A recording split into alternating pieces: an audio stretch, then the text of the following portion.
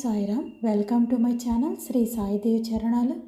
బాబా గారికి ఎంతో ఇష్టమైన ఆత్మారాం తర్కడ్ కుటుంబం కోసం తెలుసుకుంటున్నాం కదా. ఇప్పుడు ఈ వీడియోలో ఆత్మారాం తర్కడ్ కుమారుడైన జ్యోతేంద్ర తర్కడ్ అనుభవం తెలుసుకుందాం. బాబా గారు మహాసమాధి చెందే కొన్ని రోజుల ముందు జ్యోతేంద్ర తర్కడ్ షిరిడీకి వెళ్ళి ఉంటారు. గణేష్ నవరాత్రులు అయిన తర్వాత మెట్రోమాక్స్ లైట్లు సర్దుతూ ఉంటారు మసీదులో. జ్యోతేంద్ర తర్కడ్ బాబా మసీదు మెట్లు ఎక్కుతూ ఎంతో నీరసంగా ఆయాసంగా ఉండటం గమనిస్తారు జ్యోతేంద్ర. బాబా గారు తన ఆసనం మీద కాళ్ళు చాపుకొని కూర్చున్న తర్వాత జ్యోతేంద్ర తర్కడ్ బాబా కాళ్ళ దగ్గరికి వెళ్ళి కూర్చొని ఇలా అడుగుతారు, బాబా నేను మీ కాళ్ళు పట్టేదా, మీకు కొంచెం ఊరట కలుగుతుంది అని అంటే, సరే నీకు కోరిక కలిగింది కదా అలాగే చెయ్యి అని అంటారు బాబా. అప్పుడు చాలాసేపు కాళ్ళు పడతారు జ్యోతేంద్ర తర్కడ్.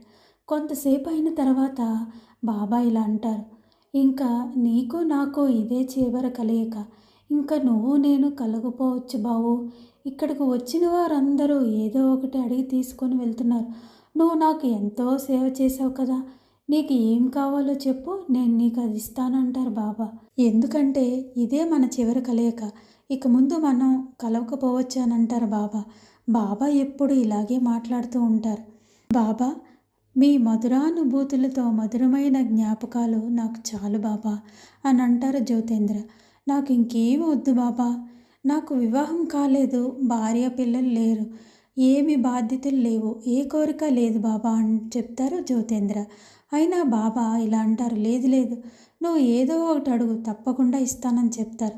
అప్పుడు జ్యోతేంద్ర తర్కడ్, సరే బాబా, నాకు ఈ జన్మలోనే కాకుండా మరి ఏ జన్మలో అయినా, నేను ఏ జీవిగా పుట్టినా నేను ఆ జన్మలో కూడా నాకు మీ పాదాల చెంత ఉండే భాగ్యాన్ని ఇవ్వండి బాబా అని అడుగుతారు తర్కడ్. అప్పుడు బాబా చాలాసేపు మౌనంగా ఉండి ఇలా అంటారు, నువ్వు అడిగింది ఇవ్వటానికి ఆ భగవంతుడు నాకు అనుజ్ఞ ఇవ్వలేదు. నువ్వు నన్ను నీ బద్ధుణ్ణి చేసుకోవటానికి అడిగావు, కానీ నేను ఎవరికి రుణపడి ఉండలేను, ఎవరికి బద్ధుణ్ణై ఉండలేను. ఇందుకు నాకు ఆ భగవంతుడు అనుజ్ఞ ఇవ్వలేదు, కాబట్టి నువ్వు కోరినటువంటి కోరిక అవ్వదు అంటారు బాబా.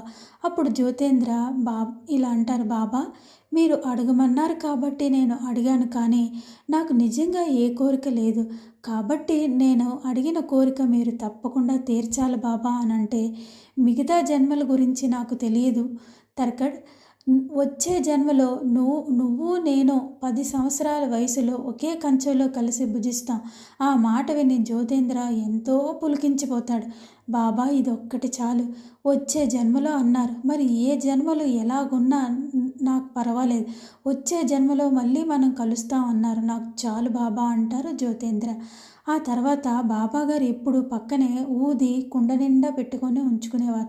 ఆ కుండ నుంచి బాబా చేతితో గుప్పెడు ఊదిని తీసి జ్యోతేంద్రకి ఇస్తూ, ఇది చాలా మహిమ కలది, శరీరంలో పోయినటువంటి ప్రాణాన్ని కూడా తిరిగి తెస్తుంది, దీన్ని నువ్వు జాగ్రత్తగా ఉంచుకో, నీ వారికి ఏ ఆపద వచ్చినా దీన్ని ఉపయోగించుకో అని చెప్తారు.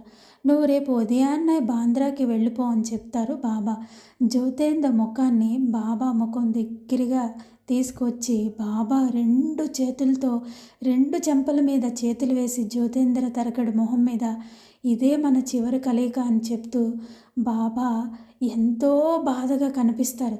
జ్యోతేంద్ర అనుకుంటారు, బాబా ఇలాగే ఏవేవో మాట్లాడుతూ ఉంటారు, నేను మళ్ళీ షిరిడీకి వస్తాను బాబా, మీరు ఎప్పుడు పిలిస్తే అప్పుడు వస్తాను బాబా అని చెప్తారు జ్యోతేంద్ర తర్కడ్. వెళ్ళిపోతారు బాంద్రాకు వెళ్ళిన తర్వాత తన తల్లిదండ్రులకి జరిగిందంతా చెప్తారు. ఆత్మారాం తర్కడ్ ఒక మంచి వెండి భరణి తెచ్చి ఆ ఊదిని ఉంచుతారు. బాబా గారు ఫోటో కోసం చందనంతో ఒక మందిరం తయారు చేయించి పెట్టుకుంటారు వాళ్ళ ఇంట్లోని. అందులోనే బాబాగారు ఇచ్చిన కాయిన్ ఉంచుకుంటారు. ఆ తర్వాత బాబాగారు ఇచ్చిన ఈ ఊదిని కూడా ఒక వెండి భరిణిలో వేసి ఉంచుకుంటారు. ఎంతో జాగ్రత్తగా అత్యవసర సమయంలో ఆ ఊదిని వాడేవారు. ఇప్పటికీ ఆ భరిణె ఉంది. జ్యోతేంద్ర తరకడ వారసులు ఎంతో జాగ్రత్తగా పూజిస్తున్నారు. ఎంతోమంది షిరిడీకి వచ్చి తమ కోరికలు తీర్చుకునేవారు. కానీ జ్యోతేంద్ర తరకడ మాత్రం ఎప్పుడు తన కోసం ఏమీ కోరలేదు. బాబా గారి దగ్గర బాబా మహాసమాధి సమయంలో ఒక మంచి యుక్త వయసులో ఉన్నారు. వివాహం కాలేదు. బాబా నాకు ఒక మంచి భార్య, మంచి పిల్లలు పుట్టాలని ఏ కోరిక కోరుకోకుండా తన చిన్నతనం నుంచి బాబాకు ఎంతో భక్తిగా కొలిచేవారు జ్యోతేంద్ర. తల్లి కొడుకులు ఇద్దరు కూడా ఎప్పుడు బాబాకు మొదట్లో వాళ్ళిద్దరూ బాబా భక్తులు. ఆ తర్వాత ఆత్మారాం తరకడు కూడా బాబా భక్తులు అవుతారు. మనం సచ్చరిత్రలో చదువుకున్నాం కదా.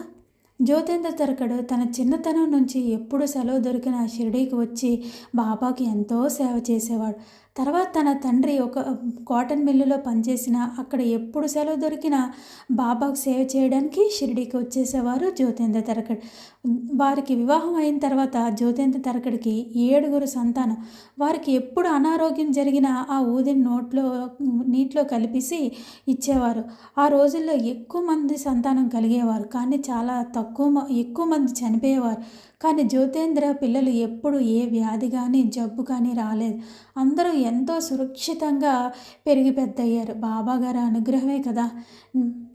బాబాయే నోరారా అడిగారు, నీకేం కావాలి అని జ్యోతేంద్రని. మనం ఈ రోజుల్లోనే కాదు, ఆ రోజుల్లో కూడా బాబాని ఏదో ఒకటి అడుగుతాం. బాబా నాకు ఇది చెయ్యు, అది చెయ్యి, ఇది చెయ్యి, అది చెయ్యి అని ఎప్పుడు మనకి ఏదో కోరిక, మన కోరికల చెట్ట అంతా బాబా దగ్గరికి వెళ్ళి ఇప్పుతూ ఉంటాం. కానీ ఆత్మారాం తరకడు కుటుంబం మాత్రమే ఇంత అద్భుతమైన అనుబంధాన్ని పెనవేసుకున్నారు బాబాతో. ఇప్పటికీ బాంద్రాలో జ్యోతేంద్ర తరకడు కుమారుడైన వీరేంద్ర తరకడి ఇంట్లో ఈ బాబాగారి చేత్తో ఇచ్చిన ఊది భరిణె ఉన్నది. అయితే ఈ ఊది ఇచ్చిన తర్వాత ఒక మంచి లీల జరిగింది. అదేంటో మరొక వీడియోలో బాబాగారి అనుగ్రహంతో తెలుసుకుందాం. ఓం సాయిరామ్.